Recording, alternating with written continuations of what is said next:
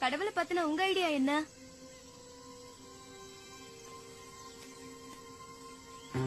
கடவுள் பத்தி ஒவ்வொருத்தருக்கும் ஒவ்வொரு புரிதல் இருக்கும்.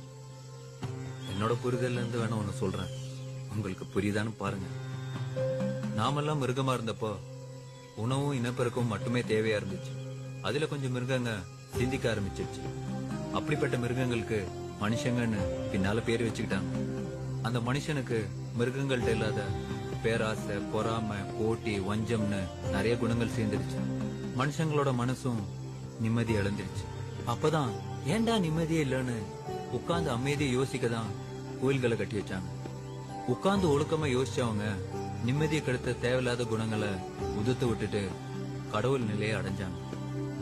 அந்த கடவுள் நிலையை அடைஞ்சவங்க கொடுத்துட்டு போன சிலபஸ் தான் திருமந்திரம், திருக்குறள், பகவத்கீதா, குர்ஆன், தம்மபதம், பைபிள்னு எல்லாம்.